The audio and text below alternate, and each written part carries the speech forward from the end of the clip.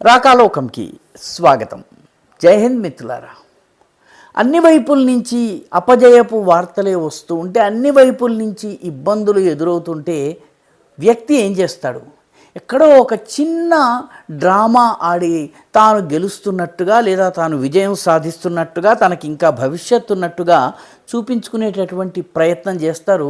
దీన్నే లిప్మెన్స్ theory of perception building అని అంటారు.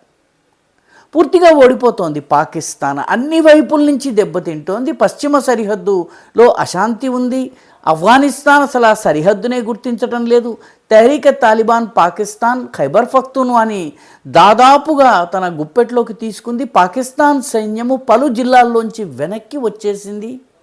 బలూచిస్తాన్ సంగతి అయితే చెప్పనే అక్కర్లేదు. బలూచిస్తాన్లో ఈరోజు పాకిస్తాన్ సైన్యం క్వెటా వంటి 1-2 నగరాలు తప్ప ఎక్కడా పనిచేయటం లేదు. పాకాక్రమిత జమ్మూ కాశ్మీర్లో కూడాను చాలా భయంకరమైనటువంటి తిరుగుబాటు జరుగుతోంది. పాకిస్తాన్ సైన్యాన్ని ఎదుర్కొనేందుకు ప్రయత్నాలు జరుగుతున్నాయి.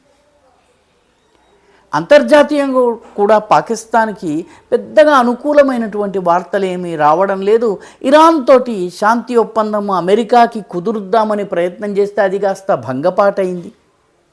సౌదీ అరేబియా తోటి సైనిక ఒప్పందం చేసుకోవడం వల్ల యునైటెడ్ అరబ్ ఎమిరేట్స్కి, మిగతా అరబ్ దేశాలకి పాకిస్తాన్ దూరమైంది. ఇదివరకు ముస్లిం ప్రపంచంగా పేరు పొందినటువంటి ఈ పశ్చిమాసియాలో ఉన్నటువంటి అరబ్ దేశాలన్నిటితోటి సత్సంబంధాలు ఉన్న పాకిస్తాన్ ఇప్పుడు సౌదీ అరేబియా ఒక్కదాంతోటే ఒప్పందాలు కుదుర్చుకుని, సైనిక ఒప్పందం కుదుర్చుకుంది. సౌదీ అరేబియా పైన ఏ దాడి జరిగినా పాకిస్తాన్ అందులో సౌదీ అరేబియా పక్షాన పోరాడాలి. దీంతో పాకిస్తాన్కి అంతర్గతంగా బహిర్గతంగా ఎక్కడా మంచి వార్తలు రావడం లేదు. అలాంటి పరిస్థితిలో పాకిస్తాన్ ప్రజల్లో ఏం చేయాలి? అంతర్గతంగా కూడా చాలా సమస్యలు. ఇమ్రాన్ ఖాన్ బ్రతికున్నారా లేదా అన్నది ఒక పెద్ద విషయము. ప్రస్తుతం ఉన్నటువంటి పాలకుల పట్ల పూర్తి వ్యతిరేకత వస్తోంది.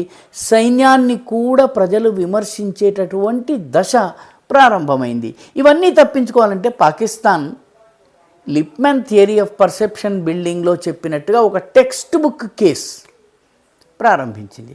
గత 60 గంటలుగా, దాదాపుగా ఒక 60-70 గంటలుగా పాకిస్తాన్ మిగతా దేశాల విమానాలేవి కూడాను తమ గగనతలం పైన ప్రయాణం చేయడానికి వీల్లేదు. అదేవిధంగా తమ సాగర జలాల్లో కూడాను ఎటువంటి కదలికలు ఉండడానికి వీల్లేదు. ఎందుకంటే మాకు చాలా కీలకమైనటువంటి రక్షణ సరఫరాలు, భద్రతకు సంబంధించి ఆయుధాల సరఫరా జరగబోతోందని చెప్పి ప్రకటించింది. ఇటు చైనా నుంచి అటు తుర్కియా నుంచి మాకు ఆయుధాలు వస్తున్నాయని చెప్పి చాలా పెద్ద ఎత్తున ప్రచారం చేశారు. పత్రికల్లో, పాకిస్తానీ మీడియాలో దీనికి సంబంధించిన వార్తలు వచ్చాయి. దాదాపు 60 గంటల పాటు పాకిస్తాన్కి చాలా హెవీ డ్యూటీ విమానాలు, భారీ ఎక్విప్మెంట్ని క్యారీ చేసేటటువంటి విమానాలు వచ్చాయి. పాకిస్తాన్లోని నూర్ ఖాన్ ఎయిర్ బేస్ కావచ్చును, మిగతా ఎయిర్ బేసెస్లో చైనా విమానాలు దిగినాయి. దానిలోంచి రకరకాల ఆయుధాలను సరఫరా, ముఖ్యంగా డ్రోన్లు కావచ్చును, యాంటీ ఎయిర్ క్రాఫ్ట్ సిస్టమ్స్ కావచ్చును, యాంటీ డ్రోన్ సిస్టమ్స్ కావచ్చును, వీటన్నిటిని కూడాను దిగుమతి చేసుకోవడం జరిగింది. రెడార్స్ని తీసుకుని రావడం జరిగింది. అదే తుర్కియా నుంచి కూడాను డ్రోన్స్, మిగతా అనేక వెపన్ సిస్టమ్స్ని తీసుకొచ్చినట్టుగా పాకిస్తాన్లో ప్రచారం జరుగుతోంది. 60 గంటలుగా భారీ ఎత్తున ఇదంతా జరిగింది అని చెప్పి ప్రచారం జరుగుతోంది. దీనిలో నిజానికి చైనా నుంచే అత్యధిక వెపన్ సిస్టమ్స్ వస్తాయి. ఆపరేషన్ సింధూర్ సమయంలో అయితే చైనా నేరుగా పాకిస్తాన్కి ఇంటెలిజెన్స్ షేరింగ్ కూడా చేసింది, సమాచారాన్ని కూడా అందజేసింది, శాటిలైట్కి సంబంధించిన సమాచారం అందజేసింది. అయితే యుద్ధం చేసేవాడిలో పోరాట పటిమ ఉండాలి, సమాచారం ఎంత ఉంటే ఏం లాభం. తుర్కియా సైనికులు కూడా ప్రత్యక్షంగా డ్రోన్లను ఆపరేట్ చేసేందుకు పాకిస్తాన్ సైన్యంతో పాటు కలిసి పనిచేశారు. ఆపరేషన్ సింధూర్లో చనిపోయిన వాళ్ళలో తుర్కియా సైనికులు కూడా ఉన్నారు. కాబట్టి ఈ 2 దేశాల నుంచి ఆయుధాలు వస్తున్నాయన్నటువంటి వార్త ఏదైతే ఉందో, ఇది అన్ని వైపుల నుంచి దుర్వార్తలు వస్తున్నటువంటి పాకిస్తాన్లో అంతర్గతంగా ఉన్నటువంటి సమస్యల నుంచి ప్రజల దృష్టిని మళ్లించేందుకు ఒక ప్రయత్నం. 60 అవర్స్గా వెపన్స్ వస్తున్నాయంటే ఈ వెపన్స్ పాకిస్తాన్ ఎవరి మీద ఉపయోగిస్తుంది? పశ్చిమాన ఉన్నటువంటి ఆఫ్ఘనిస్తాన్ మీదన, తూర్పున ఉన్నటువంటి భారతదేశం మీదన. ఎందుకంటే దానికి ఉన్నది కేవలము 2 దేశాలతో సరిహద్దు. ఇరాన్తో ఉన్నటువంటి 900 కిలోమీటర్ల సరిహద్దు అసలు పాకిస్తాన్ కంట్రోల్లో లేదు. ఎందుకంటే అక్కడ బలూచ్ లిబరేషన్ ఆర్మీ, అటు ఇటు బలూచ్ ప్రజలు, ఇరాన్లో కూడాను బలూచ్ ఉండటం వల్ల కొంత ఏమీ చేయలేనటువంటి పరిస్థితి ఉంది. మొత్తం మీద పాకిస్తాన్కి తన యొక్క సిగ్గును కాపాడుకునేందుకు, ప్రజల దృష్టిని మళ్లించేందుకు భారత్తో ఏదో యుద్ధం జరగబోతుందన్నటువంటి ఒక వాతావరణాన్ని బిల్డ్ చేయటం కోసం మిగతా అన్ని అంశాల నుంచి దృష్టి పక్కకు తప్పించేందుకు ఈ 60 hours ఆఫ్ వెపన్ డ్రాప్ ఏదైతే ఉందో దీనికి సంబంధించినటువంటి కథనము మీడియాలో చాలా బాగా ప్రచారం చేశారు.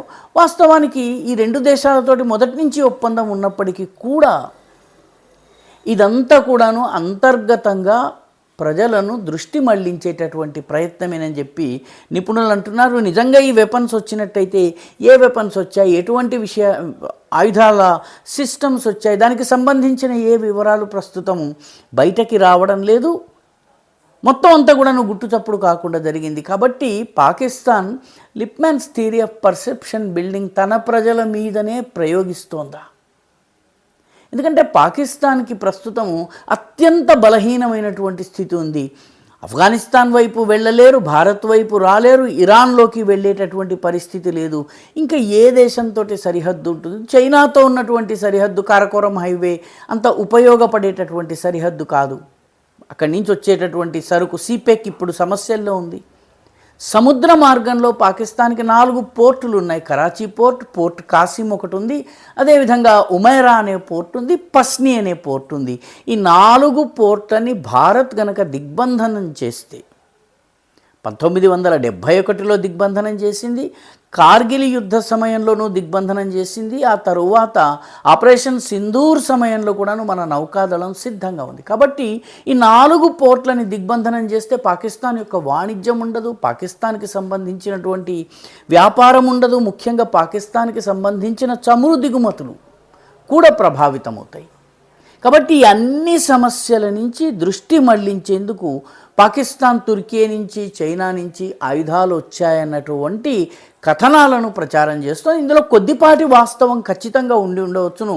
కానీ చాలా పెద్ద ఎత్తున, చాలా రహస్యమయంగా ఏదో జరుగుతోంది, పాకిస్తాన్ ఏదో యుద్ధానికి ప్రిపేర్ అవుతుందన్నటువంటి భావన ఏదైతే కలిగిస్తున్నారో ఇది కేవలము అంతర్గతంగా ఉన్నటువంటి సమస్యల నుంచి దృష్టి మళ్లించే ప్రయత్నం మాత్రమే. పాకిస్తాన్ ప్రస్తుతము కొన్ని ఎక్సర్సైజెస్ కూడా నిర్వహిస్తామని చెప్పి ప్రకటించింది, యుద్ధపరమైనటువంటి ఎక్సర్సైజెస్. అయితే అవి ఇటు భారత్లో కానీ అటు ఆఫ్ఘనిస్తాన్లో కానీ వెళ్ళేటటువంటి పరిస్థితి లేదు. ఈ అంశాలన్నింటినీ కనుక దృష్టిలో ఉంచుకుంటే పాకిస్తాన్ కేవలము తమ ప్రజలను మభ్యపెట్టడం కోసము, నిద్రపుచ్చడం కోసము, లేదా వాళ్ళ దృష్టిని మళ్లించేందుకు మాత్రమే ఈ ప్రయత్నం చేస్తుందని మనము భావించాలి.